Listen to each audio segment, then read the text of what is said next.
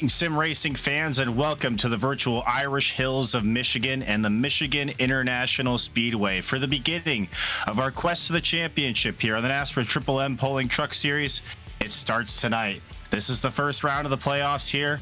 And as I mentioned before, we're going to get started here at the virtual Michigan International Speedway in the Racecraft TV booth tonight. We have myself, Ian Fisher, and joining me is Derek Watson. And Zachary Johnson will be running all of our controls in the production booth this evening. And Derek, we come to Michigan here to start the playoffs. And I will say this is kind of an underrated track. Not many people will list Michigan as one of their favorite tracks. A very, very large racing surface we have here, and an opportunity for some very high speeds. Oh, opportunity for high speeds indeed. An opportunity for a little bit of drafting, even Ian, on certain scenarios with these trucks. An opportunity for a lot of excitement, a lot of passing, a lot of lead changes. It's a full 35 truck field tonight, so I'm excited to see what's going to happen. A full 35 truck field tonight, and as we mentioned, our first race of the playoffs here starts this evening. So this is really a chance that if you're one of these drivers that isn't Ted Wade, who has the most wins on the season so far, can really come in here and try to shake things up, especially in this first round of the playoffs.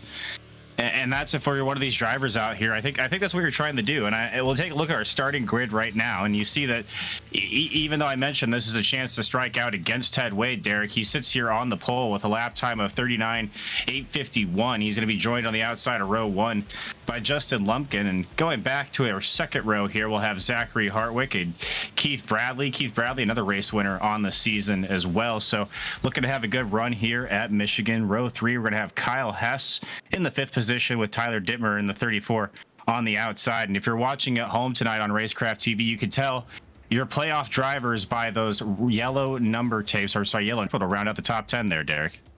Yeah, we'll pick up a number 11 with Adam Newbert and Joey Doucette. And that was row 6, sorry. Taylor Peacock and Jason Morales in row 7. Row 8 is Christopher Blanchard and Keith Haney. Row 9 is Bradley DeBoof and Dane Hagan. And that will round out your next set here. And we'll go back through the rest of our field as we can here, because the pace truck's just driving on the pit road. Ed Osborne, Adam Cantwell, row 11. Going back farther from there, Raul Meza, Jacob Klinghart. Even farther back, we have Jonathan Munda and Huck Wigington, your rookie out there. And as we get ready here to go racing from Michigan, the pace truck will dive off. The rest of your field will scroll by here, and we are green flag racing for Actually, our first race. Actually, it sounds like race control is going to hold him off for a lap. Ian, sorry to cut you off, but race control is decided to give him a lap here. Yeah, I was thrown off, obviously, because as you saw, Derek, the pace truck went to pit road, and usually that means we're ready to go here. But good catch by you there. Sorry if I got everybody excited a little bit earlier. So again, our Pulse Poppers Pole Award winner, Ted Wade, will read the field around one more time now as we see the pace truck pulling out. And Derek, I will say, to take some time a little bit here to say I'm pretty biased. I will say I love this track. I can see it outside my window right now, actually, but this is a little bit of an underrated track, in my opinion. There's a lot of racing grooves here. You can race multiple 3, 4, even 5 wide we may see tonight, especially on these restarts. And it's a very fast track. It's very challenging for these drivers because it's so important to keep the momentum up all night long. You know, and what's going to be challenging and what's kind of hard to spot, I think, as a spectator of this track, again, is how hard these corners are. It's a high-speed track, and you see the pace truck finally catching back up there. It's a high-speed track, but these corners are really long and really wide, and it's hard that you can't just floor it through here. You have to kind of manage that throttle some, especially later in these runs. So it's a fun track. You're right, it is underrated in my opinion. But it's challenging. It's not going to be, full drafting super speedway style. So we're going to finally get it going green here. And I'm excited to see what's going to happen here and see who's going to make moves early on in this race, Ian. Well, you mentioned it, Derek. We're not going to see the full-on pack racing you see at super speedways as we take a look at our race analysis here. Our full-length race, 90 laps, stage 120 laps, and stage 2 will be on lap 45. A custom fixed setup, full fuel load, and 4 sets of tires here as Ted Wade has the field in hand. We will go green flag racing this time from the virtual Michigan International Speedway.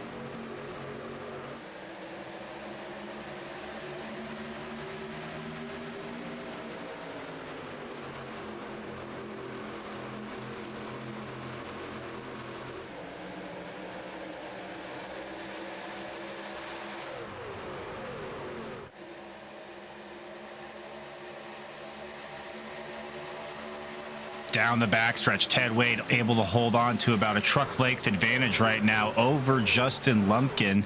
Right now you see Ted Wade favoring that inside line. Justin Lumpkin goes high, tries to get the air there, but that's going to allow Keith Bradley in the 29 machine there to move down to the inside. They'll be side by side as they come back to the stripe. Ted Wade still your leader through lap 1 here at Michigan. It's about side by side, even 3, maybe 4 wide for the rest of the field, Derek. But that's what we mentioned here. That's the luxury you have in Michigan. These drivers can really spread out, and you have a lot of opportunities to find a line that really works for you. Well, and you know what? And this camera shot as we get out here out of the corner is proof of what you said, and we'll talk about it later, Ian. Multi-groove racing. Look how many different lanes were being used there through the corners. Got a little bit of almost a bump draft here from the 87, though. Going to try to push the 29 here up the lead early and try to make sure they keep up there. But yeah, look at this 1, 2, 3, if not 4 different lanes being used through those corners, Ian.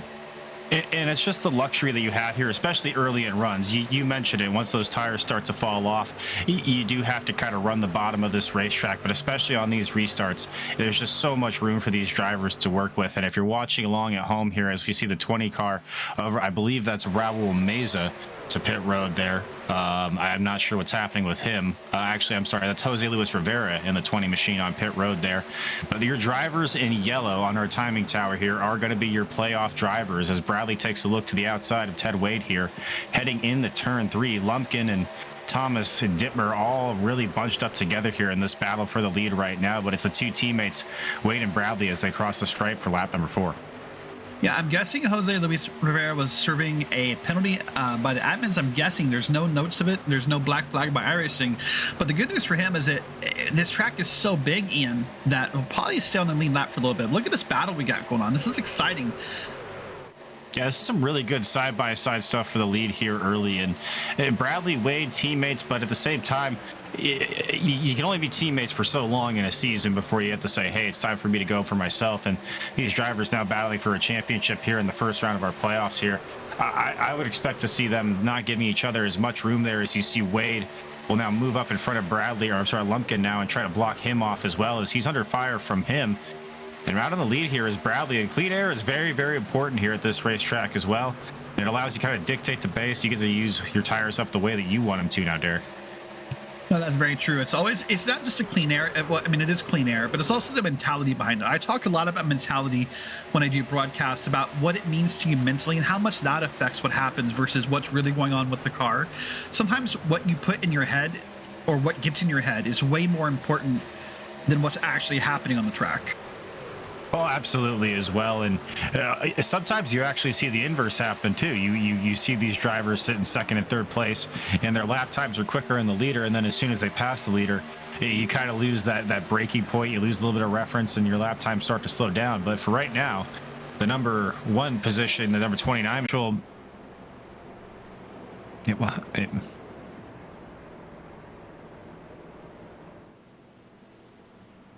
and we're back here on Racecraft TV for our coverage of the NASRA Triple M Pulling Truck Series, our first race here from Michigan International Speedway. You join us still under caution from that first caution. Not much has changed. Keith Bradley still your leader with Ted Wade to his inside here. Keith Bradley took the outside line in the choose rule, so he will start from the outside of row 1 here. Justin Lumpkin, Steve Lee Thomas, and Tyler Dittmer, your top 5. Again, with me in the booth tonight is Derek Watson and then also Zach Johnson running the boards. After a little bit of technical issues, you're back with us here on lap 10 of 90. And so far, we kind of seen what we've expected, Derek. We've seen side-by-side racing. We've seen a lot of grooves. I don't think we're going to get a replay of that caution, what brought it out. But I'm honestly kind of surprised that we see a caution this early. I kind of expected this one would go green most of the way. Yeah, so what we didn't see on the broadcast, Sam Hammond in a 93 got up in the wall out of 2 and tried to correct it off the wall and just came a little too far left. That's a pretty common thing that happens in iRacing, where you just kind of want to get off the wall, you yank it pretty hard, and he came across the hood of somebody. So we're glad we're back here. We're just about in time for us to go green here, so not bad timing. Yeah, having fun here. Of course, all the playoff drivers are in the technical difficulties tonight. My name is Derek Watson. I'm going to be taking over lead, and Ian is going to take over color and producing the cameras. So a little bit of a different setup, but we're going to make it work, guys, as we're under caution now for the 3rd time here on lap 22. You'll see here the 23 truck is now our leader. That is Stephen Thomas. And then he has the teammates of Keith Bradley and Ted Wade behind him here. As I said, we're under caution here. Yeah, not a surprise to see the over-the-top guys up at the front right now, Derek. I mean, they've been pretty much dominant all year long. We've talked about, of course, Ted Wade's dominance just from the drop of the hat this season, but also Keith Bradley getting a late win there to secure him in the playoffs as we have feeding time here on pit road. Yeah, for the first time tonight, most of the cars will come down pit road all at once here. We've had a few stragglers, mostly due to cautions. Well, let's wait and see what happens here. We'll take a look at our pit stop time. As they come in, we're going to take a look here and see what happens. No one's in their box yet for the most part. A couple in the back are. We focus on our race leaders here on camera. Got them pulled in here. Hit the box correctly. No backing up. That's always a good sign. I'm interested here. It looks like most drivers going for 4 tires right now, Derek. A couple stragglers here, a couple off. If we can focus on the 45 truck, that is Dana Shepard. Their pit box time is 6.7 seconds, so that's definitely a 2-tire stop or gas only. And then behind them by 2 spots is Tyler Dittmer, 8.3 seconds in the box. So also not a 4-tire, but beyond that, Wigington, Thomas, Wade, Bradley, Peacock, Cantwell, all look to be 4-tires. So maybe 2 drivers here who we'll have to wait and see what happens here about how they handle those cars and what happens. Yeah, and Dana Shepard just doing a good job with that pit strategy. Get up there into the front. It looks like possibly the 00 of Huck Wigington may have stayed out there, get himself a little bit of track position. Yeah, right now it's showing only 9 laps on those tires, so he must have pitted before the stage ended and now finds himself cycling back up to the front. So good to see some different strategies as far as tires and when these drivers are pitting here at Michigan. Yeah, so we're excited to be here at Michigan. We talked about it earlier in the broadcast. Of course, we're here tonight, part of NASRA, for the Lori Moore Memorial 200. So there we go. Well, I'm excited to see what's going to happen here as we get racing. We've seen those teammates you talked about, the over-the-top guys working together, but now with these different pit strategies, it's not as clearly defined. See if they can work their way back to the front, or if they're patient, or if they get split up. We'll have to wait and see what happens here, Ian. Yeah, right now they seem to be on similar strategies, but with all these other drivers around him, we kind of saw this at Pocono when I believe it was Devin Painter kind of stole a win away from those over-the-top design teammates there from just playing a different strategy. And this is another one of these tracks here at Michigan where you can do that. I don't think we'll see a fuel mileage race here tonight, but I've seen plenty of fuel mileage finishes in the real life here at Michigan, and it's just one of those tracks that kind of lends itself to you can kind of go off schedule a little bit, and it doesn't actually hurt you too much. And not only that, but if things fall your way, you find yourself in victory lane at the end of the night. Yeah, you definitely can. Well, let's do something here. If we can, we're going to let the first lap happen under green, kind of let you guys catch up on the sights and sounds, and we'll pick up commentary on the first lap around. I'm excited to see what's going to happen here as we're about to go green. Actually, we're in turn 3. I'm a little early, but let's give me a good restart. We got different strategies. We got, I believe, 2 trucks on 2 tires. That's what I was trying to say, Ian. And that could really wreak havoc here. We'll talk about it in a moment. We could be looking at wheel spin. We could be looking at tire wear, faster, slower lap times. This could be chaos, Ian. It could be as well, but at the same time, these drivers do have a lot of room to work here. So, yeah, we'll see what happens. But, yeah, definitely different strategies, different tire wear out there should be a factor. All right, 45 leads into the green. Here we go on Racecraft TV.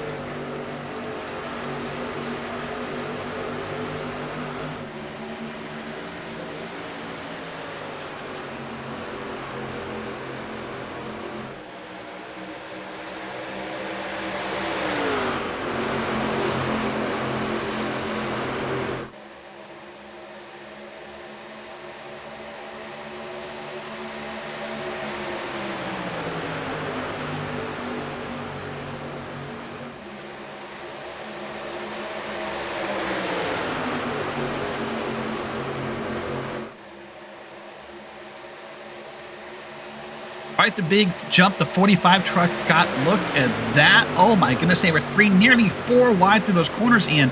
And now there's a battle possibly coming for the lead here in turn number 1. The 45 is going to drift up. And there you go. Now they're 3 wide for the lead through turns 1 and 2. 3 wide for the lead, and not only that, you could probably put a blanket over the first 10 drivers there. As you see one driver in the back of the pack there. It looks like the 15 machine got very, very loose, so that was a scary moment for all of those drivers. But yeah, so Caution's out. Caution is out here. We'll see if we can see what happened towards the back of the pack there. Now we're going to see if we can find our incident. Looks like Michael McKinnon might have been involved here. See if we can get a look at that way. I don't know if that's the replay or not there. I don't think that is.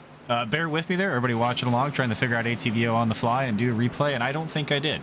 But I do think that Michael McKinnon was involved in that incident in some capacity there, Derek. Yeah, we're going to look around the track and see what their caution is. But this is our 4th caution of the night, Ian. This is quickly wrapping up to be short runs, and it really changes the driver's strategy on how they run. It was not Michael McKinnon in the wreck, I can tell you that. So we'll have to wait and see if we can find it. Yeah, I'm not entirely sure who it was there. That was me just going off of the event list here in ATVO. But that is going to pass the lead back there to Keith Bradley in the 29 machine there. And yeah, you kind of mentioned it. I was not expecting as many caution flags as we've seen here tonight, Derek. Obviously, we have the stage cautions, so take that out of the equation. But as far as just drivers getting together from racing here, I wasn't really expecting that. And you mentioned it, all these laps under caution is really going to affect the fuel strategy going forward. That's a couple of things, Ian, as a driver. What it'll do is it'll also affect how aggressive you want to be as a driver. If you are someone who's maybe in the top 10, you now know that you have to make moves. You can't just keep waiting for things to happen or for laps to come around for you to really be a part of it anymore, you know? So yeah, you have to just kind of move as fast as you can because that's what you think has to happen now. Oh yeah, as I said, especially if you keep having these caution flags come out, you see it in the, especially if you're familiar with the iRacing surface racing at Martinsville this week, track position is going to be everything, and so if these cautions keep coming out, yes, you're going to have to be aggressive for all these spots as well. Yeah, so we'll wait and see what happens here. Looks like our caution, if we can find it, is going to be on Jonathan Munda, is where the incident's going to be on lap 25, I believe. What's going to happen right in front of him is actually going to be the 34 truck of, I need a name, Tyler Dittmer is where we're going to find. So if you go to the Tyler Dittmer session event, I think we'll find our wreck finally on lap 25.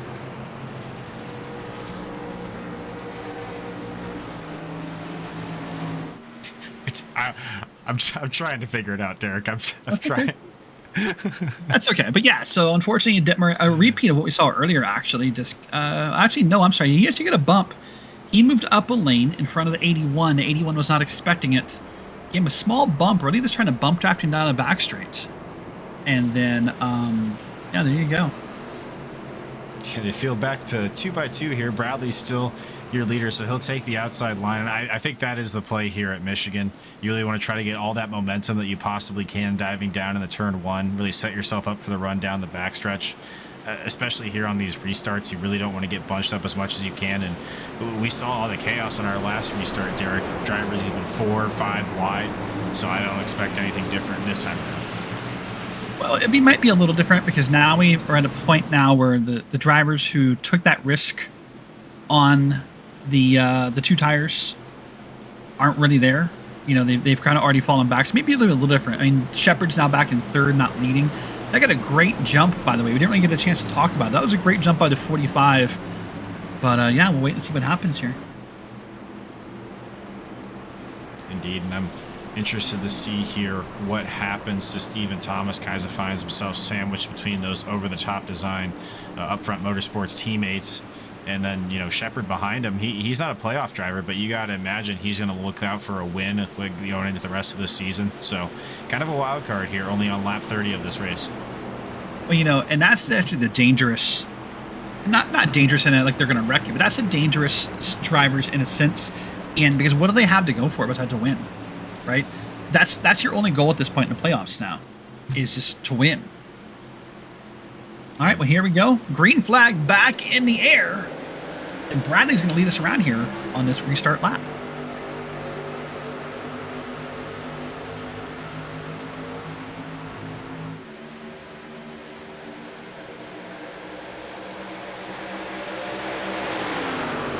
And heading through turn number 1 and out of turn number 1 now. You see the one thing that's different compared to the start of the race, however, Bradley does not have Ted Wade directly behind them. That's going to cause maybe a little bit of not a discomfort, but definitely a nervous moment here. Going to have Stephen Thomas running them down here. And wait, see, now there's 3 and 4, a couple 2 wide behind, maybe a 3 wide back there, about 10th place. That seems to be sorted out. It's all good here. About 1, 2, 3, 4, about 5 cars in a straight line here. We'll see how long that lasts. Look at that beautiful push there, trying to get Stephen Thomas back to the front. That's Ted Wade pushing like that. Yeah, now we have 3 upfront motorsports drivers here, with Chris Simon now joining into the fray here in this battle for your top 4. And sitting just behind these drivers is the 81 there of Taylor Peacock. And Peacock, again, he won our season opening clash at Daytona, a non-points paying race. Still looking for a points win this year. Been really solid the past couple of weeks now. See, he finds himself just outside the top 5. Look at what he can do here today in Michigan, Derek. Small note to point here, if we can look at the 45 truck for just a moment, that is Dana Shepard. That is the driver who took 2 tires in that caution when we had the pit stops. And you can see this is not paying off. They're already back to P8, falling quickly here. So it's a strategy that I think now you write down in your notebook, Ian, and you see that didn't work. Probably not a late race decision I want to make if it comes down to it. Oh, no, absolutely not. I really don't think this is the place that you want to risk tire strategy. I mean, fuel strategy is one thing, but tires, if I'm a crew chief on one of these boxes for any one of these drivers, I say, hey, we're going and getting 4 tires every single time we come down pit road, because if you don't, you see what happens here. Those left sides start to fall off even more and more, and this track is just such high RPM, so demanding on not only the engines, but the tires as well. I don't think you have the luxury of going for a 2-tire stop here. Oh, but it's something as a driver you have to try sometimes. You want to take those notes down. Maybe it works better than you thought it would. Who knows? But no, not so much here. But let's go ahead and take a look here. Still a great race going on up front. Really a great race going on all around. You see little packs of 3, 4, and 5 cars at a time. But look at this. Still our leader up there is Keith Bradley being chased down by Stephen Thomas. And now Thomas has created a slight gap between himself and Ted Wade. And it looks like maybe that's a difference here in this run, is just those teammates aren't together. But 3 wide right behind him, Ian. That is the beauty of Michigan, as you talked about in the opening of the broadcast. Multi-groove racing, and we're still seeing here. Watch them through the corner here. Look at all those different lines being used. Yeah, and right now you kind of mentioned it. The battle here between about 3rd, 4th, and 5th place is allowing the 29 and the 23 to kind of open up this advantage to a few truck lengths now. It's kind of their battle versus the rest of the field, but you kind of see here, now that I say that, Ted Wade is starting to break away from that second pack and is really just starting to reel in Stephen Thomas. Yeah, as we talked about in the opening as well, you know, there's a beautiful thing here. There is some drafting at this track. It's not your full pedal that we're going to see at, you know, Daytona or Talladega, or maybe for our users who are familiar, like with iRacing Super Speedway.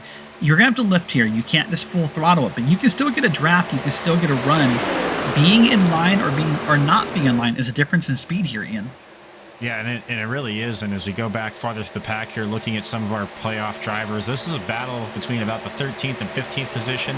You see there Keith Haney in the 78 machine going farther back. Jose Luis Rivera, who you mentioned, he caught that caution early and maybe was serving a penalty, but finds himself up here in the top 15. And then you have the 82 as well, Brian Abbott, fighting for this spot here. So about mid-pack, some playoff drivers fighting for position here, Derek. Yeah, it's always good to see. And of course, in this playoff system, every spot matters, every point matters.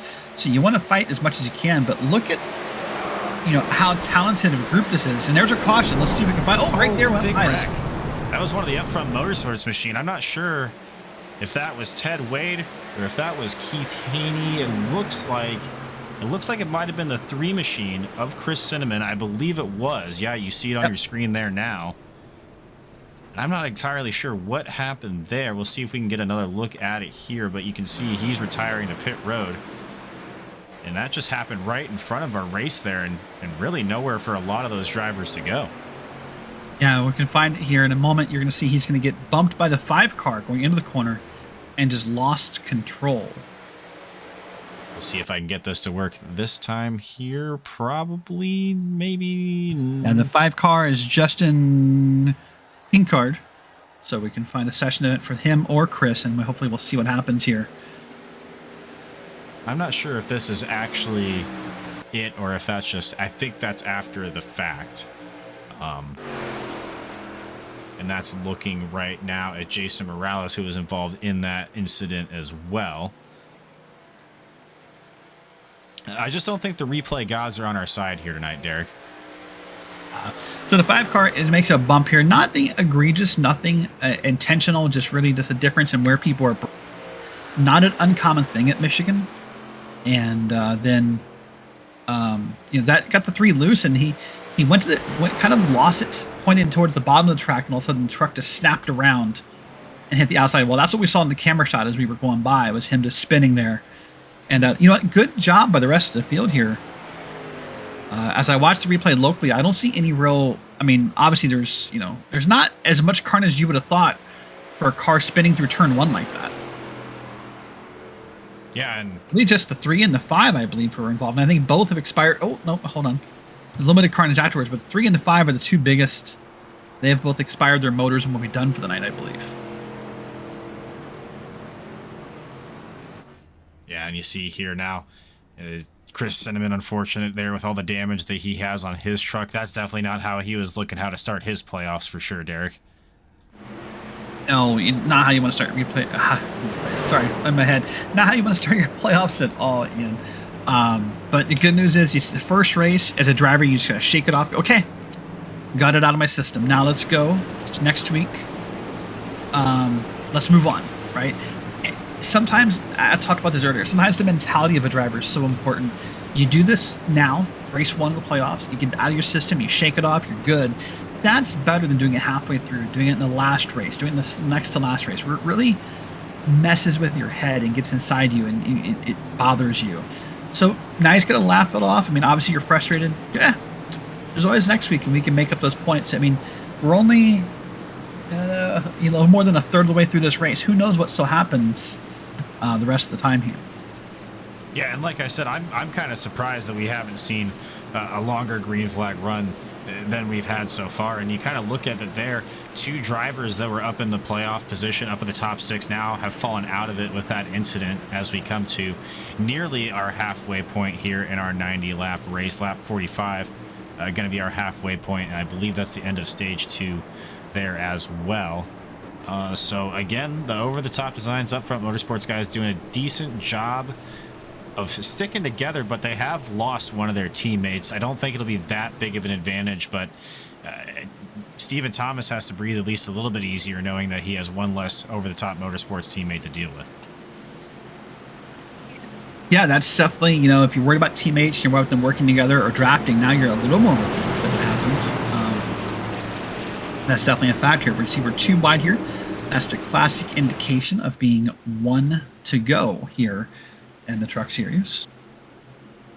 Although we have said that before too when we were going green flag racing initially. Yeah, and we it have. got me. So we Yeah, never know. that's true. But the place truck lights are out as well. That's usually a good sign as well, Derek.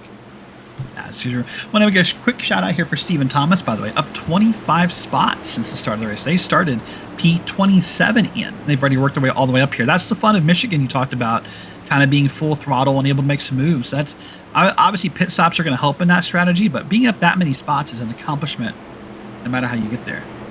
Oh, absolutely. And you can definitely take some gambles on track position as well. You just got to really just find yourself staying out of those incidents. This is such an aero-dependent track that any damage on your race truck is really just going to be detrimental to the rest of your evening. Yeah, that's true. This is a track that's going to matter here. We're going to get green flag going here. I see Keith Bradley is going to lead Stephen Thomas. Keith Bradley has taken the outside here, by the way, and we are green flag once again here at Michigan.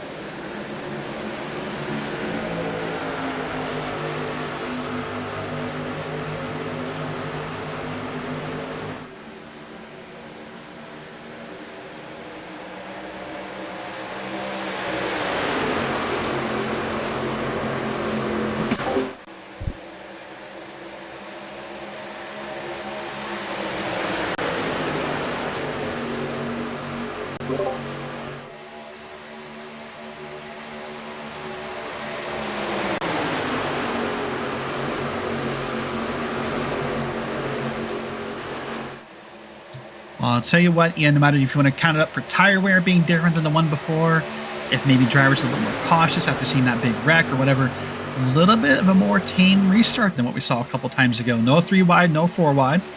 Still some 2 wide racing, but I think tire wear is probably the biggest factor in that. Maybe those tires aren't as fresh and people aren't as brave to try those 3 and 4 wide corners here. Yeah, the only 2 wide battle you really see right now is that battle between 3rd and 4th here of Peacock and Wade, and that's not even kind of settled down a little bit right now. Wade's now fallen back and is now battling Shepard for 5th. But yeah, a lot more tame to this restart. You can kind of see here on this wide shot, a lot more stretched out single file. I think drivers just trying to settle in a groove here in the second half of this race. That's a great battle going on. Thomas still trying to run down Bradley here. It's been the theme so far throughout the night. Of course, Taylor Peacock, you said, in 3rd, Ted Wade in 4th. And you know what? Dana Shepard, by the way, nice shout out to the 45 truck. We made a comment about that 2-tire stop not working. Maybe it's come back around because, I mean, they're up in P5 and no signs here of falling off. So maybe they know something that we don't know. Yeah, I mean, there are different ways that you can play this here, and it is really a track that, if you can drive it correctly, it really benefits someone who can save tires. So if you can save tires and still keep pace with the rest of the field here, as we go on board with Stephen Thomas, we see him trying to chase down Keith Bradley right now. It's just going to be kind of one of those tracks where it's a war of attrition all night long now. As you see the 81 poke his nose on the inside here, he's going to wash up the racetrack just a little bit. That could have been a moment there, Derek. I thought it was going to be a moment, Ian. I thought for sure we were going to see some contact, but here we go. Now we see him going to make the move to the bottom and see if he can make the pass going into 3. Going to make that move is Thomas on the inside of Bradley. He's got it there. Will it stick? Oh, this is a tight corner to do it. I don't think he's going to make the pass without some aggression. And you really Bradley's going to run it high. Yeah, you don't want to be pinned down on the inside like Thomas is here going into 1. I think that's going to give the advantage to Bradley on the outside, but we'll see here. Yeah, Bradley led that lap by less than 1/10 of a second, and that's going to put Ted Wade up in 3rd. And what that does for Ted Wade is it does kind of put him right back up in this battle now, because he gave that draft, or he got that draft when Bradley moved out of line, and now Bradley's going to suffer the consequences of said decision, I believe. Well, yeah, and you can kind of see right now just the 2 teammates locked together there and how they're able to slowly and methodically move by the 23, now find themselves in 1st and 2nd, and then Peacock back there at 4th, about 5 or 6 trunk legs back right now. So really just a battle between these top 3 drivers, and then from there everybody's kind of shuffled in for position. Yeah, so you know what? If you are a driver in 4th, 5th, 6th, or 7th, though, what you really want to see is these guys keep pulling on the line. These guys keep battling side by side. It will close that gap to everyone behind them. But so far, I think, yeah, I'm surprised Brandon let the 2 teammates get back together. That's what he's done here. But look at this line behind him. It's pretty smooth back here, looking on back. And you can already see the 29 and 2 have kind of checked out a little bit on the 23 here. It looks to be about a trunk and a half lead now that they have on the 23, and he's slowly starting to fall back there towards Taylor Peacock.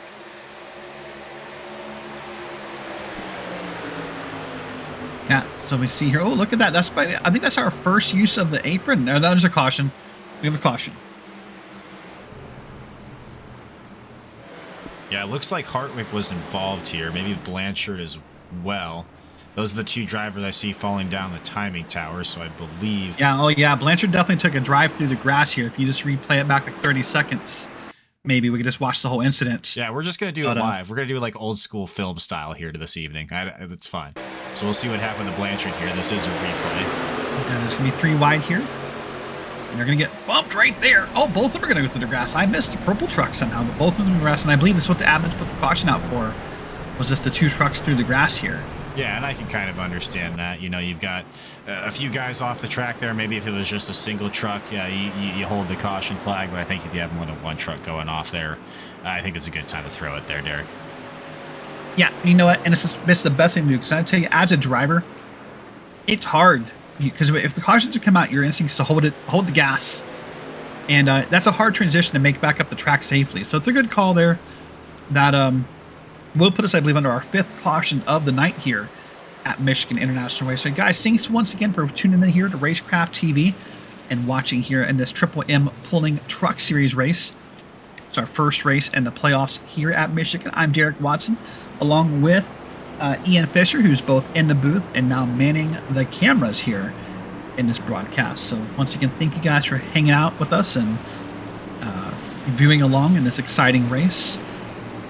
Man, it's been a lot so far, Ian, and we're now just past halfway. Yeah, and I believe that took us to our stage break as well. So Keith Bradley is going to be your winner of stage 2 and nab those all-important stage points. And I believe it's important to note right now as well, Ted Wade still has a very good chance to win this race, but he hasn't picked up any stage points yet here. And in this shortened playoff format that we have, every single one of those stage points are going to be incredibly important here, Derek. Oh, they definitely are. But pit stops are about to begin here. Now, listen, we saw the 45 truck have a very successful run, all things considered, with 2 tires. It looked shaky at first, but it leveled off. So I'm going to watch pit stop times here, Ian.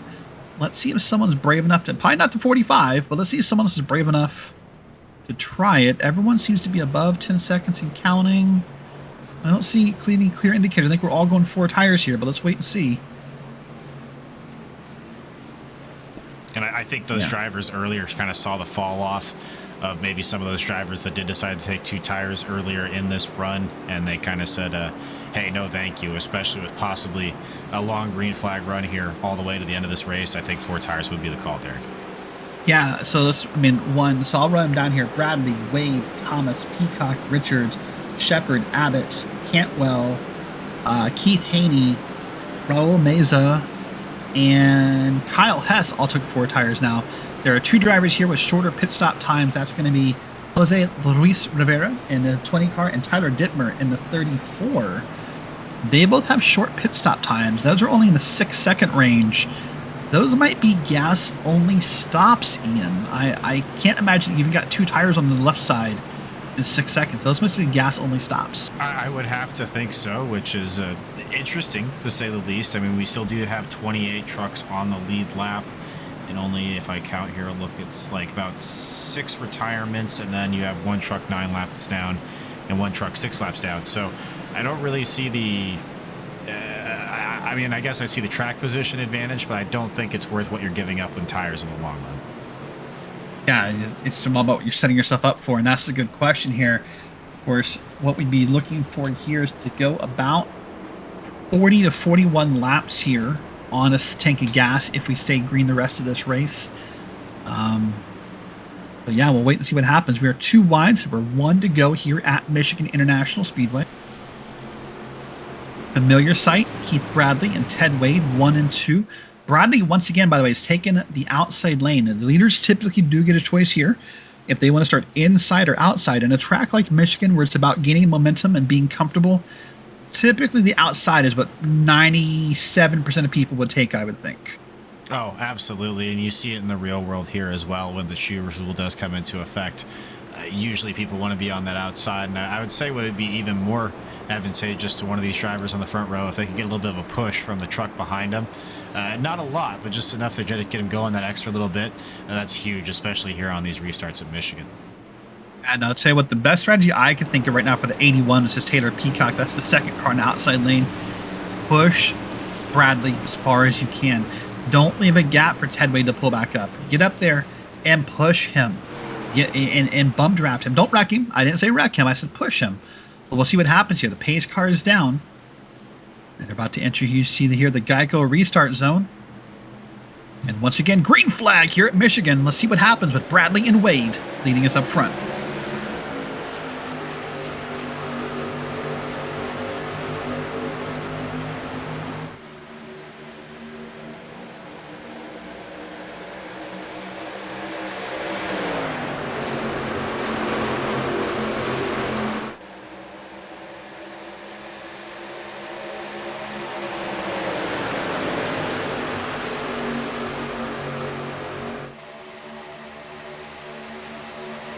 As we enter turn 3, we're going to see Bradley and Wade side by side in a nice, beautiful pass here to the inside. Guys, we're seeing new tires come into play quickly here. One in the wall, looks to be okay. No caution yet, but the one truck hit the wall hard back there. I'm not entirely sure. I think that might have been Munda. Again, yeah, it was the 15 of Munda there, got the wall really, really hard. Looks like from the scrapes on the side of that truck, Ian, that's not the first time tonight. But meanwhile, Ted Wade, who you mentioned earlier, is a multiple-time winner in this series, has taken the lead from teammate Keith Bradley. And here on lap and the laps here is now going to be your leader. We saw a beautiful jump here by Bradley on that start, but Taylor Peacock was not ready, I don't think, because they did not get right up behind them like I thought they should have. But now we see these teammates working together, and we'll see how this goes out here. Well, you kind of took the words right out of my mouth there, Derek. I was going to mention that, and you alluded to it before the restart, that Peacock was just not up on the back bumper of the 29 truck there on the restart. And you see it now. He's falling all the way as far back as possibly 5th right now, as he's in a battle here with the 45 machine of Dana Shepard now for that 5th position. He's going to lose it. So it's not only vital to keep that momentum up once you get it, but getting up to speed as fast as you possibly can here at Michigan is really going to pay dividends. Yeah, it really will. And that's something we can talk about maybe if we have another restart. Restarts is such a hard thing to do, and possibly an under-practiced skill across the iRacing service. And really, a good restart is the difference between gaining a lot of spots. Look at this here. Got a beautiful pass here to the inside with that multicolored truck here. Now going to try to make it stick to the bottom with those brand new tires. Yeah, that's the 82. We mentioned big movers throughout this race. He's up 27 spots from where he started this race. So really good run for Brian Abbott there in that 82 truck, and just trying to do the most he can of a differing strategy and get himself in the mix at least for a top 10, it looks like. Yeah, and you know what? And doing really well holding that spot, considering they are not in line. They are not in a draft. Although a little bit of help now coming from behind, but doing well holding their own side by side here because no one's really coming down to help. They're just kind of keeping their own momentum here. Yeah, the 81 kind of slides down to possibly feint a block there on the 82, and that'll sometimes work. You can kind of move down and maybe scare a driver out of a move there instead of actually having to aggressively block him, and I think that's a little bit of what you saw maybe out of the 81 machine there. Well, now what you do see, what the flip side of that though, is the 81 did, is they almost got to where they made the opening for the 37 on the high side, and now the 37 will go to the inside, and they're going to make the pass here in turns 3 and 4. That's a beautiful pass by Raul Meza, getting by the 81 there of Taylor Peacock. Go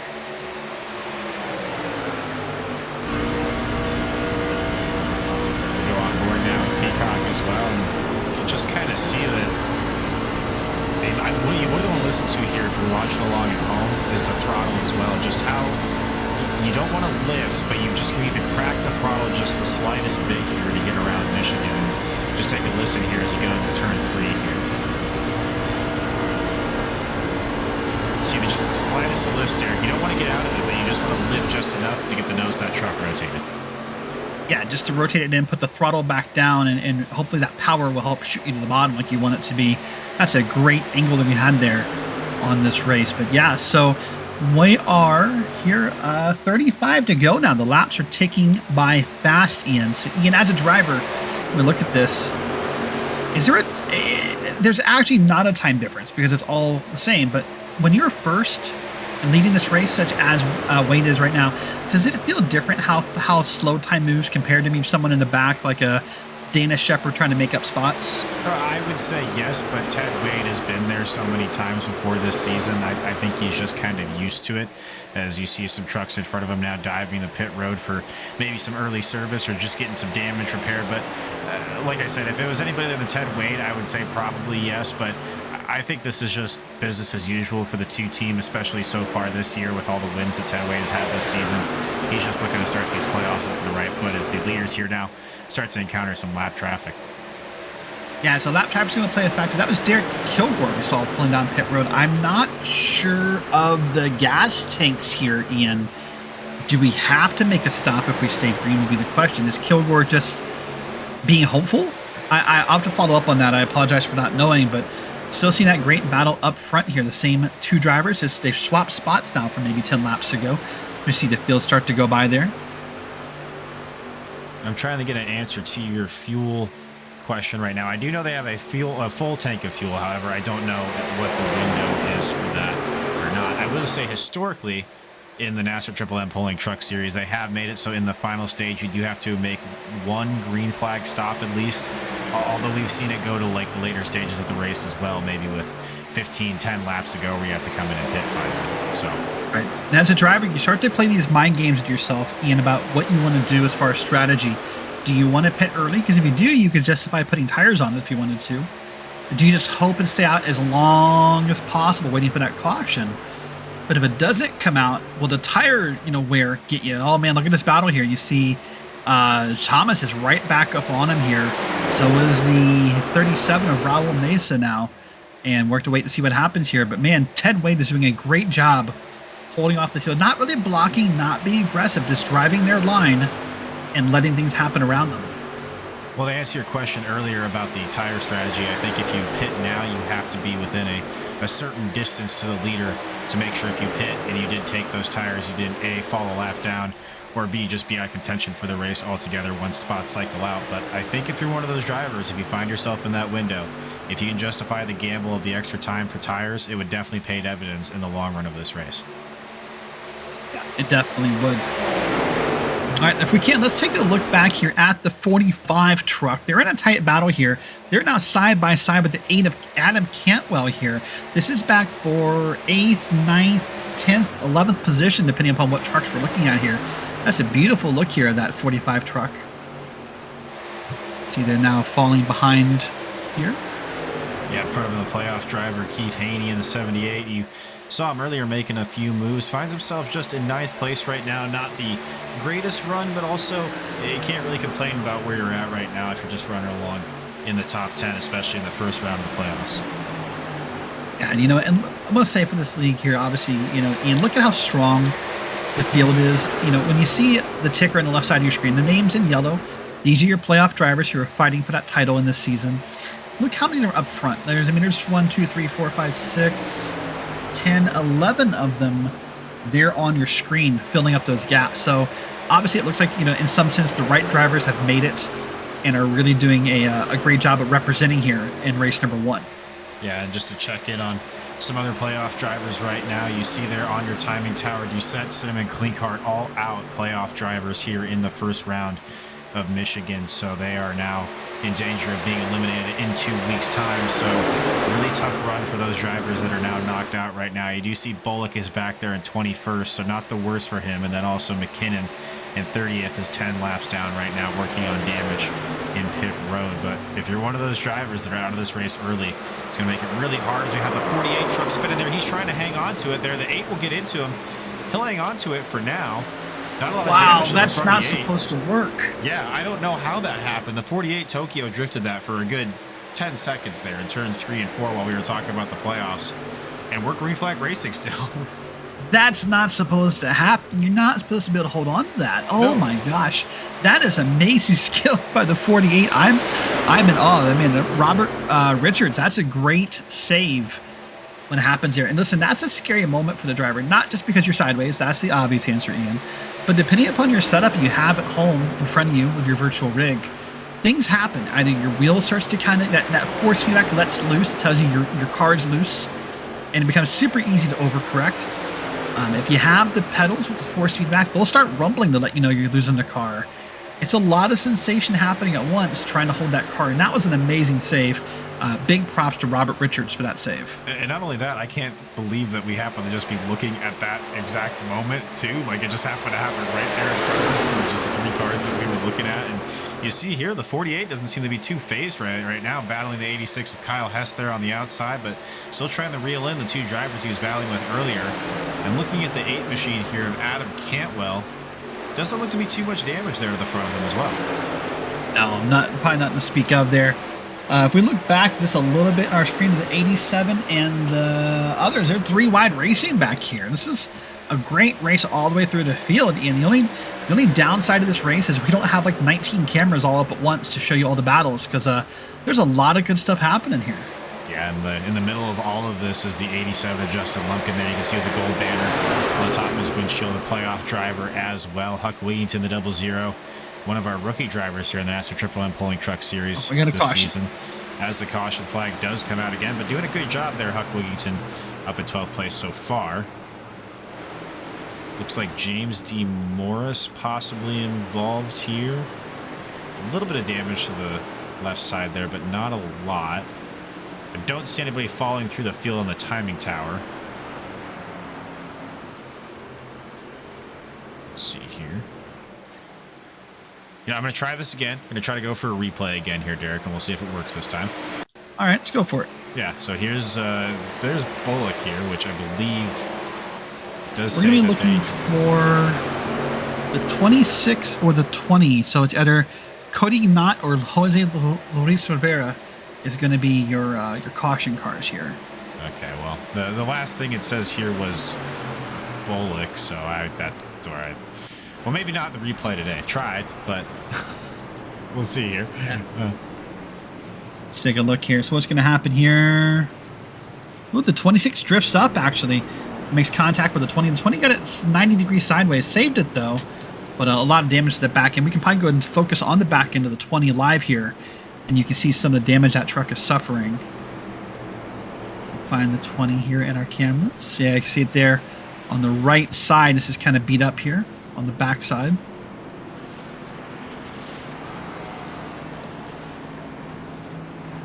See it come around in frame there. All right, pit stops are happening again, Ian.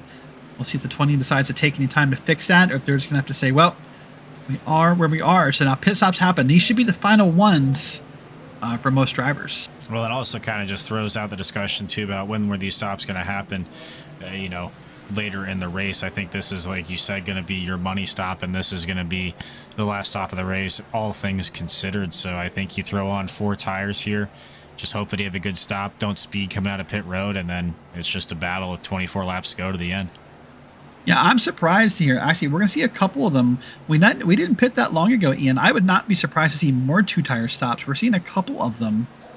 Man, we got a couple long stops happening, though. No, honestly, all the way through the field, up through pretty far. It's 4-tire stops. Taylor Peacock with a very long stop at 22.7. So, yeah, 4 tires. I thought maybe someone might try the 2 tires. We've only pitted maybe 10, 15 laps ago. I was curious, but nope, everyone went for 4. And I think that kind of goes back to earlier. You and I were even talking about it, just how much those tires fell off, even for a handful of laps on those left side tires. So I think everybody just kind of learned their lesson from those who may have chose that strategy, that it's just not worth it, especially this late in a race. Just keep a small note. Don't need to show it on screen, but Jose Luis Rivera did not fix any damage. They went just for 4 tires and gas, only a 14.4 second stop. So just note, see a couple of lapped cars are going to pit this time by and make way for your leaders. Let's go ahead and run that down here. We got a couple cars up front here who they're just waiting for the wave around to happen. So they're going to get a lap back. That's going to be Michael McKinnon in the 13. And another car that I missed there. Looks like it was Christopher Blanchard, I believe, in the 19. Was getting they're going to get the wave around right now, and that's going to allow Stephen Thomas to take the outside on the choose rule here. So he'll lead the field with Keith Bradley back to Green Flag Racing when we do, and it's going to be about 22 laps to go, Derek. So a nice 20-lap shootout here at Michigan. So we're going to run down your field real quick while we have a moment here with this longer pace lap. Got Stephen Thomas in first, Keith Bradley in second, Raul Meza in third, Ted Wade in P4, Brian Abbott in P5, Keith Haney, a driver we talked about a couple times in that car, is up there in P6, Robert Richards in P7, Justin Lumpkin in the 87 in P8, Kyle Hess in 9, and someone we've not talked about, I don't think too much yet, the 27 of Trey Pitts there. That rounds out your top 10 for our restart here. And we'll wait and see. So of those drivers, 7 of your top, excuse me, no, try it again.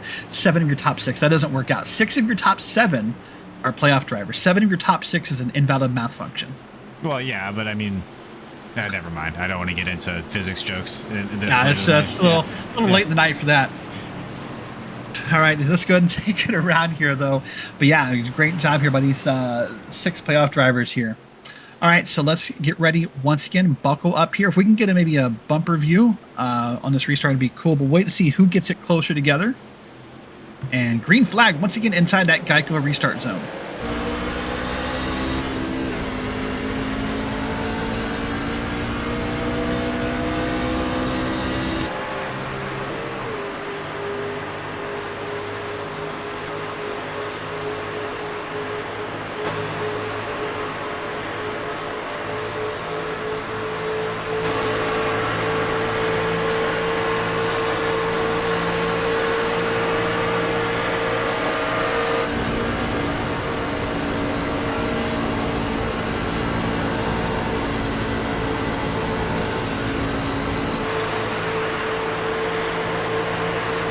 These are shots here from Ted Wade you're seeing here.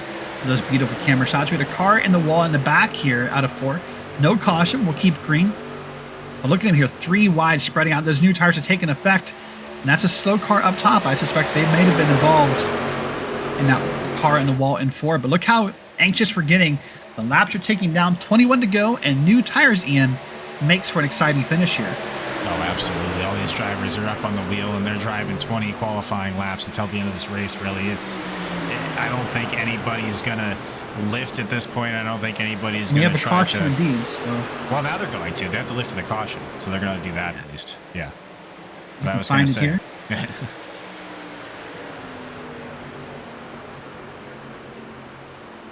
I do believe it was the 20 that got into the wall. But there's a couple of different incidents. Yeah, the 20s there. The 34 Tyler Dittmer would be your first.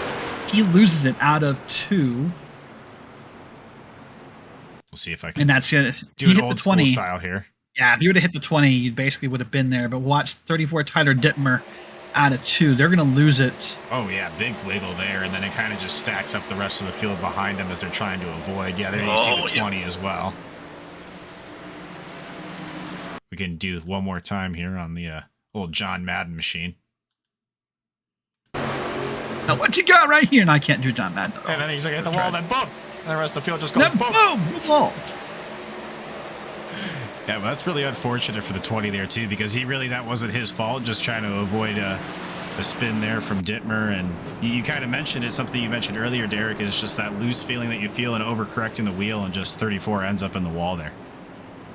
Yeah, that's what happens. You get a little wiggle. And then if you're a driver behind you kind of get concerned about what he's going to do next. Is he going to come down? Is he going to hold the wall? What's he going to do? And you kind of try to guess, and, all hell breaks loose when those kind of things happen. We're under caution once again here. Once again, thanks for tuning here to Racecraft TV. We are here with the NASRA Triple M Pulling Series. A couple of cars in the back of the field will be on pit road, but all our leaders will be out front. And I believe right before that caution fell, Stephen Thomas kept the lead. They're under attack by his teammates of Bradley and Wade. But good job overall.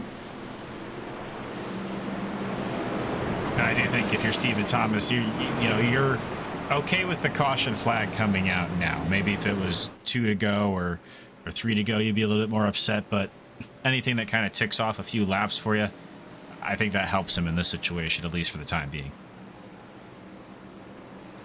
Yeah. Oh, yeah. I mean, right now, it just lets you calm your nerves. It gets you a little bit more excited. A few less laps to hold off and to hold off this race and, keep your lead. So you're excited now. But, man, once you get within 5 to go, the last thing you want is a restart. Because it means green-white checkers. It means more chaos. So, yeah, right now, if you're Stephen Thomas, you're good. You're excited. And you're just hoping for the restart of your life here. And see if we can keep it green, maybe. Yeah, I really think that if you're the leader right now, if you're Stephen Thomas, you want this thing to go green all the way to the end. I think the more and more you mentioned it as it plays into restarts, I think that falls into the hands of Ted Wade and Keith Bradley even more, because then they get different chances and different opportunities to throw different looks at you. If you can kind of get away and beat these drivers on one of these restarts and get out to a decent enough lead, I think you're going to hold it for a vast majority of the time, unless you make a mistake. Yeah, we'll have to wait and see what happens here. So we're going to be 1 to go once again. It looks like here we're getting them lined up here. All right, so now what's going to happen be interesting here. Maybe for the first time tonight that I can think of in a while at least. Those teammates we keep talking about, they are actually never mind. They are lined up together for now at least. I think Wade has to move. No. Oh, actually, this is interesting to talk about for a second. So because Thomas is going to take the outside lane here, he's going to allow those 2 teammates to line up nose to tail in a draft line on the inside here. That's going to put Justin Lumpkin behind him, second in line. Now, I know the outside lane is the correct lane here, Ian, but do you really want those guys lined up together? It is kind of an interesting anomaly to the format that they do the choose rule in here in the NASRA Triple M Pulling Truck Series as well, Derek, because only the leader gets to choose, and then everybody files in from there. So yeah, it does lead to this position where you kind of set your teammates up next to each other, but I still think you want the outside line, because if not, then you're just allowing an opportunity for a teammate restart as well. Yeah, I thought maybe the first time tonight we were going to have them broken up and not together, but no, that's not the case here. All right, well, once again here, we're going to be 17 to go at the line. Let's wait and see what happens here. Green flag once again at Michigan.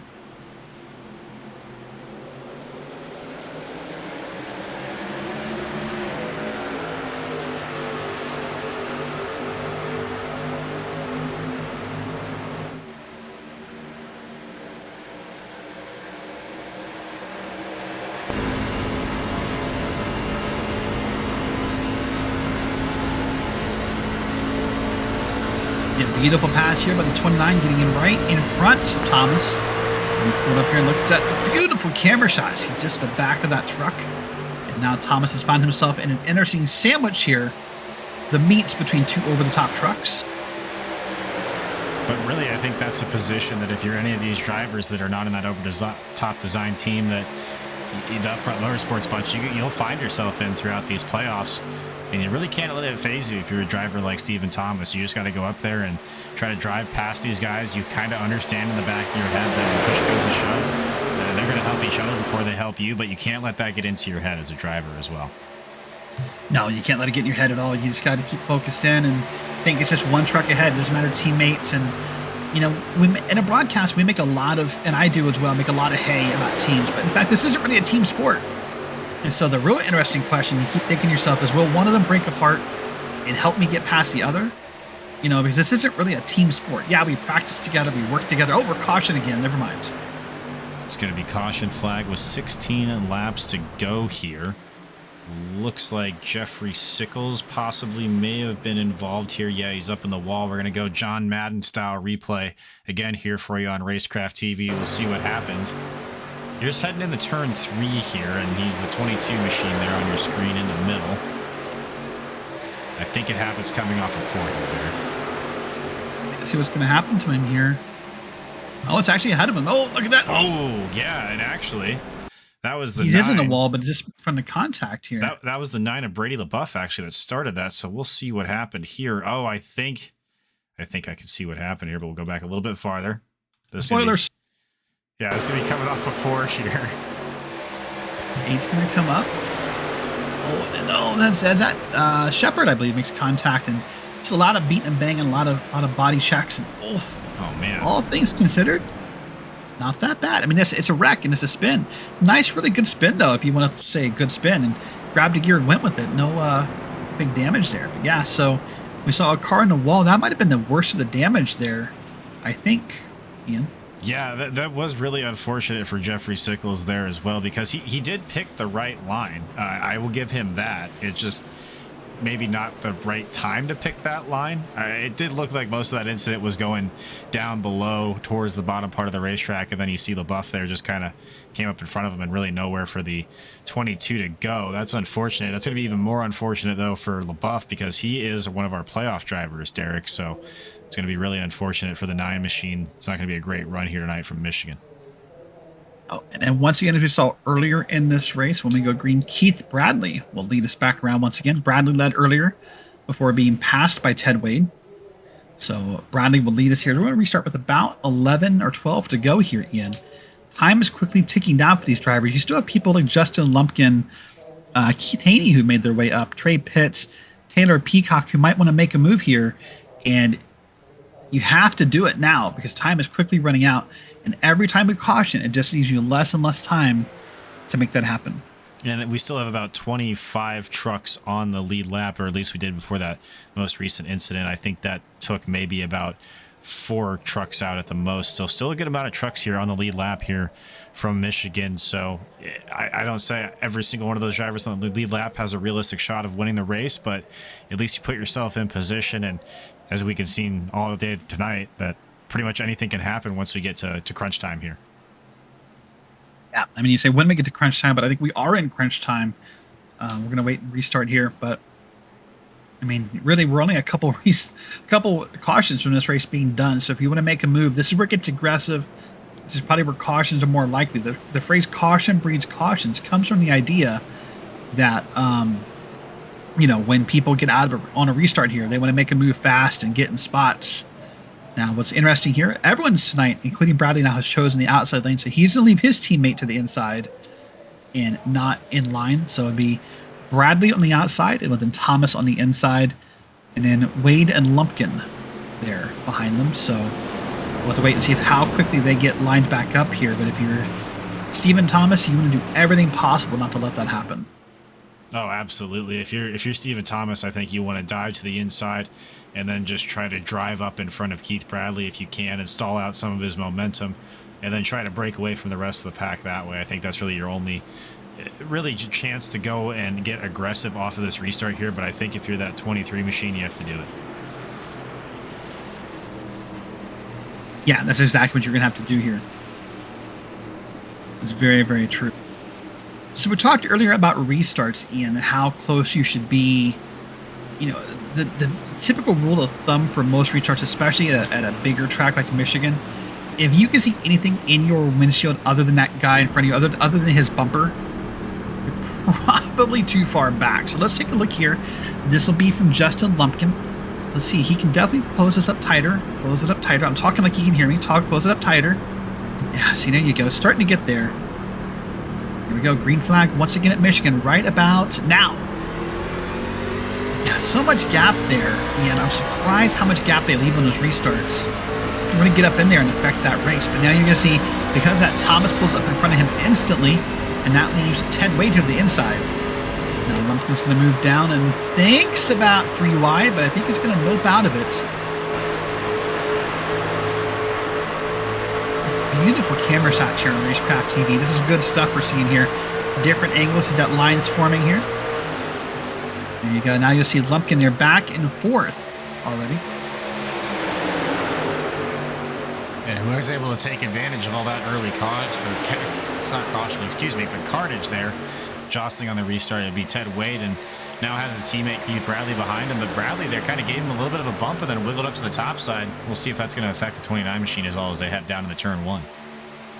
What it shows you is that even though we're teammates, even though we run the same paint or similar paints, we're still going to race it out. Look at that. Got it to the inside. I thought he was going to send it in there really hard, but no. But this is going to be a good tight race here down the back straight. The 29 is going to get under the 2, heading down into turn number 3. They're 2 by 2 for the lead here. Yeah, and I believe that you were correct. I think that Bradley really wanted to get into turn number 1 aggressively there and try to slide up in front of his teammate Ted Wade. He'll do it this time coming off of 4, but that's going to allow the 87 of Justin Lumpkin to get the run on the inside. Yep, so here comes the 87. That puts Stephen Thomas now back in P4 here on the end of that lap here. We'll see if Lumpkin has anything. Lumpkin, of course, also a playoff driver, looking to have some success here in the first race. We are now 10 to go, Ian. 10 to go here at Michigan. 10 laps to go at Michigan, and it's still a side-by-side battle between the two upfront motorsports teammates. Ted Wade and Keith Bradley continue to battle here. The 87 of Lumpkin will look to the inside here, but I would say if you're the 29 of Bradley, you need to clear Ted Wade as fast as you can. You don't want him to continue to be stuck down here on the bottom side of the racetrack. Oh, and what this side-by-side racing has done, Ian, look there. That's 5 cars all together, and the next cars are not that far back. The more you race side-by-side, the more you're holding each other up, and you're just allowing this blanket to form where now anyone that comes in contention here. This is an onboard of Peacock, I believe we're looking at right here. Yeah, this is the 81 of Taylor Peacock. A little bit of connection issues there, I believe Peacock is, so that's why that camera keeps blinking in and out there. But you can just see how intense the racing is right now, and there's a little bit of a truck up front there. I believe that was Stephen Thomas. You can see kind of getting a wiggle there coming off the floor. Yep. So you see him, your Peacock, you're just trying to find the right moment to make a move, or what move is the right move here. We're now 9 to go here. Oh, 8 to go at the line. There. Look at what Peacock just did. Dive to the inside of Haney. I think he wanted more, but thought better of it too. Oh, he's going to try to slide it up, and does. Wasn't sure. Man, look at that. By the way, the 29 car there on the inside lane, almost touching the line on the bottom of the corner. That car does not, that truck appears to be handling a little worse than what they remember. And sometimes touching that apron as a way for the driver to try to hold on to it. But man, they're back to third now. Thomas up to second. 3, so that's going to slow him down. But 29 and Keith Bradley had a huge run there coming off. Contact. He's going to tump doors there with a 23. They're going to tap doors again going into turn 1 here. Wow, it's getting aggressive here. 7 to go at Michigan. And yeah, look at him just touching that yellow line, it looks like. I'm surprised he's holding that truck so well. Wow, touching that line. You see Peacock back there with a little bit of connection problems. You still see Haney back there. Justin Lumpkin's up there. It's getting really tight here with 7 to go, almost 6 to go here at Michigan. Yeah, and the battle right now for second and third between Bradley and Thomas is really heating up. Bradley's moving his truck all over the racetrack, just trying to hold off Stephen Thomas as much as he possibly can. Still, 8 drivers in our top 10 right now are in the playoffs. Yeah, so good run here for the playoff drivers tonight. Of course, anything can still happen here. Back to turn number 1 at Michigan. It's still Wade and Bradley 1 and 2, Thomas in 3rd, Haney in 4th, Peacock in 5th, Lumpkin up to 6th, Robert Richards up to 7th. Someone I don't think we've talked about that a whole bunch in the 48 truck here. But here they are, putting themselves in a spot for a great finish tonight. Yeah, and this battle continues. So we're going on between Bradley and Wade, and every once in a while, the 23 of Stephen Thomas will stick his nose up in there and want to get involved as well. But I believe it's going to be a battle here between the 2 Upfront Motorsports teammates as we get 5 to go this time by from Barney the Flagman. See the 2 and the 29. What's interesting here, sometimes you'll see, teammates like to practice together. They kind of have the same mentality, but look at the different lines they're using. Actually, that's pretty similar that time in the corner, but looks like the 29 likes to ride a little bit higher than the 2. Some lap traffic up ahead. They'll stay on the bottom and hopefully stay out of the way here. This could take a preferred lane from a driver, though, and really change up this race. I don't think so. Everyone's going to stay high here, and we're all going to be good for the front of the field.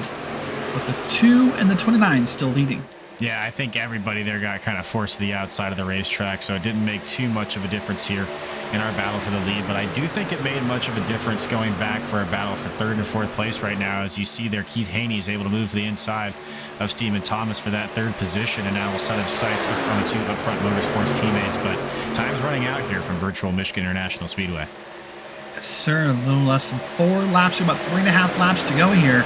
And it's a question of, will Bradley and Wade be comfortable 1 and 2? Does Bradley want to be 1 and put Wade number 2? We're going to wait to find out here. As you see them here.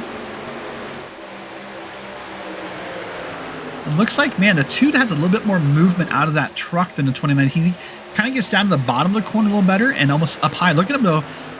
Late in this run, they're using the apron. That's something you don't see typically across this track, Ian.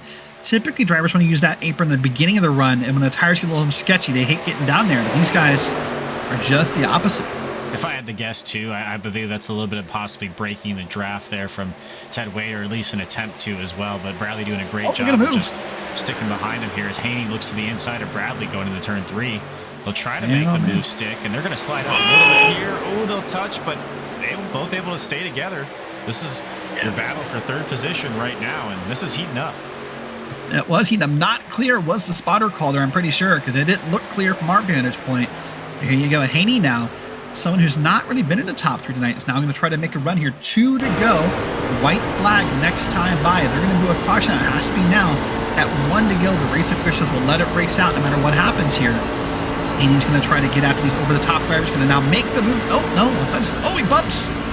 Oh, man, he bumped the 29 pretty hard there. We'll see if Bradley is able to hold on here. He's going to lose the position going into turn 3, but he does have the inside line.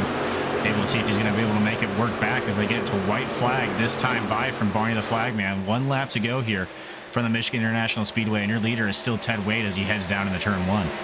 It is Ted Wade, but look at that beautiful move you saw Haney make there at the line. Got in front of Bradley and locked off that spot for now. See if now if Haney has anything left in this truck. He's going to run a higher lane out of 1 and 2. And it's going to stay in the draft here through 3 and 4. Man, he is starting to close that gap, Ian. Here it comes.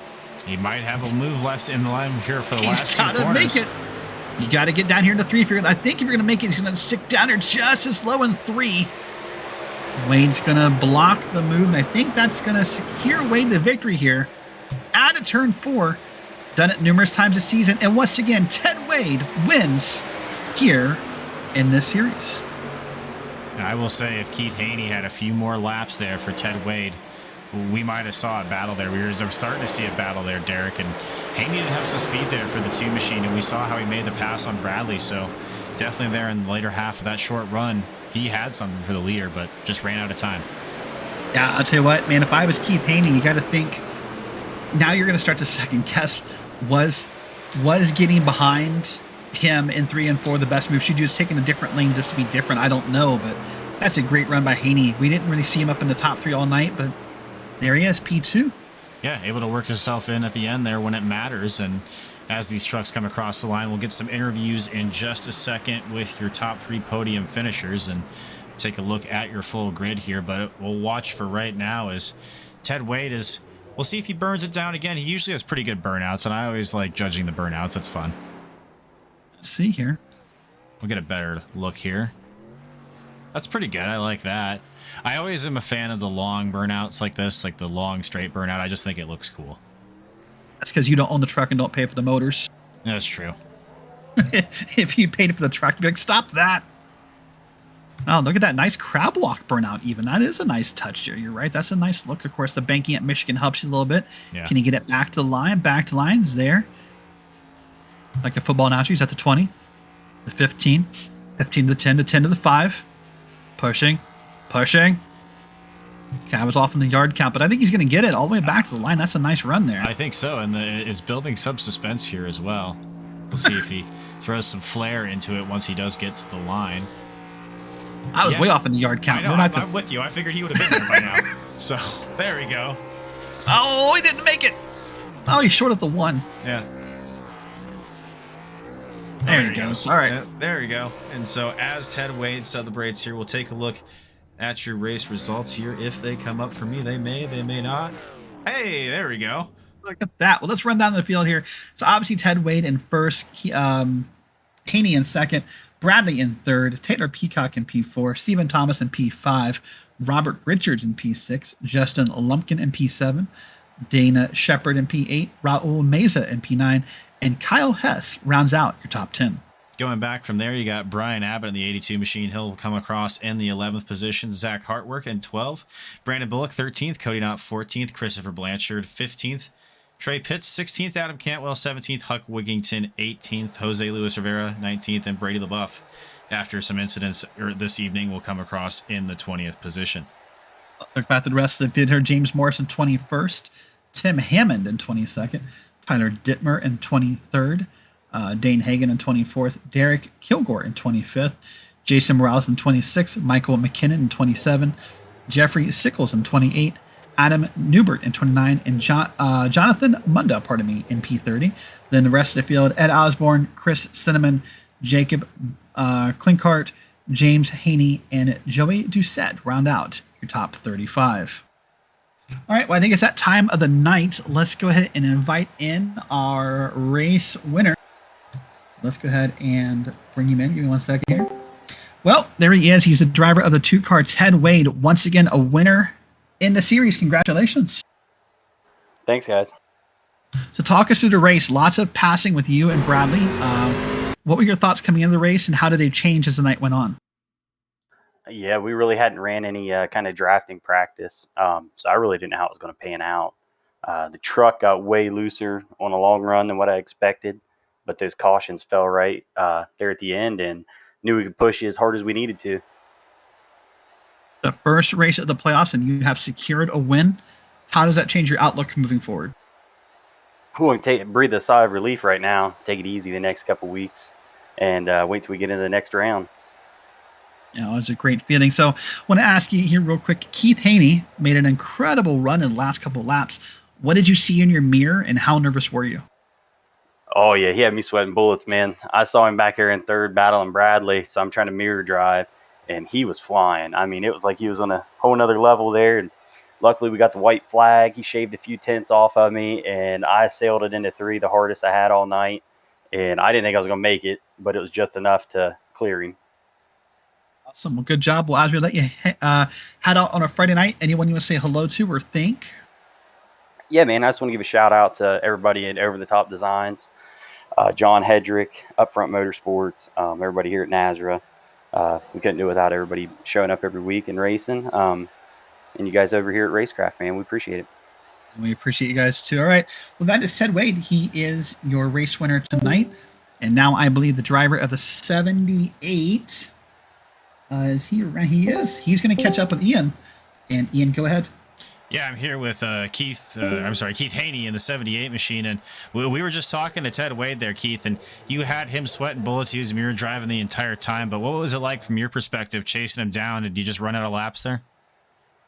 Oh man, I was definitely going for it. I knew that I was going to have to be super aggressive to make something happen without, without putting us in risk of taking each other out. Man, I had such a good run right there. I wish I could have snuck it on the inside of him. Ted's been freaking killing every race this season. So it'd be nice to put one to him. And what was it that had you finding that speed in that late race run there? Was just saving the tires, or did he pit a little bit later? What was the secret for you there? Well, I tried to run the high line as much as possible, especially whenever I was going to make a pass on someone. I opted to use the high side as much as possible. I just felt like it wasn't using the tires up as much as trying to make those passes down on the bottom. And then I noticed guys kind of getting trapped on that bottom after the tires started showing some wear. I noticed some guys kind of get trapped on the bottom, and they could kind of get freight trained by 3 or 4 cars. And just really tonight I qualified. I didn't know that I was going to have an EOL and have to start in the back, which is totally cool. But looking back, I'm thankful for it because it allowed me to just learn so much, throughout the night, passing guys. I think it was really the key to me finishing where I did tonight. Well, you were able to learn enough to get you home second position tonight. Anybody you want to shout out? Who gets it done for you on the racetrack there, Keith? Oh, man, you guys at Racecraft TV, man, I love going and watching all you guys broadcast those rallycross races and everything. That's top notch. I'm proud to be here and to be racing on Racecraft TV. Brady LaBeouf, I mean, this guy, he's running races every night of the week. And anyone who's ever ran a league themselves knows that it's difficult just running it one night a week. This guy's got 7 nights of great racing going on. I definitely appreciate him. John Hedrick at Over the Top Designs. If you're looking for a paint, he's the one to hit up. Top-notch paints, man, for sure. And just all my teammates out there. Ted, he's on a sister team of ours. Keith Brady, Chris Cinnamon. I appreciate those guys. My dad, James Haney, Brian Abbott, my brother. I appreciate those guys. And we look forward to hopefully talking to you guys again next week at Circuit of the Americas. All right. Well, that was your second place finisher, Keith Bradley Knight from the virtual Michigan International Speedway. Appreciate you talking to us, Keith, and congratulations again. And now we're catching up with our third place finisher, Keith Bradley. He's standing by with Derek. Yes, that's the driver of the 29, Keith, here in the Lori Moore Memorial 200. You finished P3, led a lot of laps tonight. How did you feel about tonight's race? I felt pretty good. I think it was all about dictating what lane you're in. And I really think the leader at most of that race was a sitting duck. So you had to save a little bit of tires, be patient with the throttle, and try not to burn that right front up while leading. Had a pretty dominant run. I'm glad my teammate Ted Wade won the race. So, and we got a 1-2-3 finish with Keith Haney. So couldn't ask for a better night. No, you really couldn't. Man, those last laps there, Haney really had the run on you. Was that a surprise? Did you see him coming? I mentioned to Ted, I was like, man, that 78's flying right now, and he might end up getting me, and he might end up getting you, and it don't surprise me. Keith Haney's pretty fast at most of these places that we go to, so it wasn't really a surprise. Tell you what was a surprise was being doored by Stephen Thomas. I would have never thought that.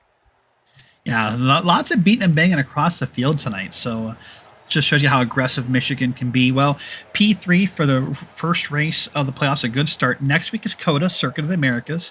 How do you feel about your road course skills, and how hopeful are you for a good run there? Well, the good thing is me and my teammate Ted Wade, of course, we dominated at Sonoma, so I feel pretty good about COTA. I think we could really circle that one on the calendar. Maybe punch your ticket for the win next week? We'll see how the cards play. All right. Well, before we let you hang out on a Friday night with all your friends, anyone want to say hello to or thank any family or sponsors? Yeah, I want to give a big shout out to TJ Moore. He lost his mom to cancer, and buddy, we're all thinking about you. Hopefully, you're doing well. Stay positive, and want to thank all my sponsors: Dan's Top Notch Heating and Cooling, Over the Top Designs, John Hedrick over there. He's been painting us up some pretty sharp looking rides, and thank everybody at NASRA. Hoopty's Garage, Brady LaBeouf for putting us on, you guys for bringing us a good broadcast every Friday night, and see everybody next Friday. Keith, thank you so much. He's the driver of the 29 car, finishing P3. That is Keith Bradley. Well, Ian, as we wrap it up here tonight, this NASRA race proved to be all we thought it would. Lots of lead changes, lots of action, a little bit of bumper rubbing.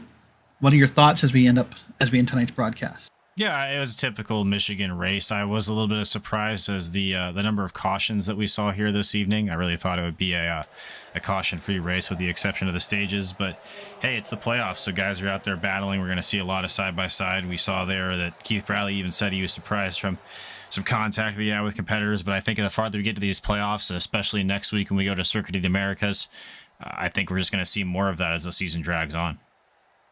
I think we are as well. Well, once again, congratulations to Ted Wade, for Zach Johnson for helping us out earlier tonight, for Ian Fisher and the cameras and my partner tonight.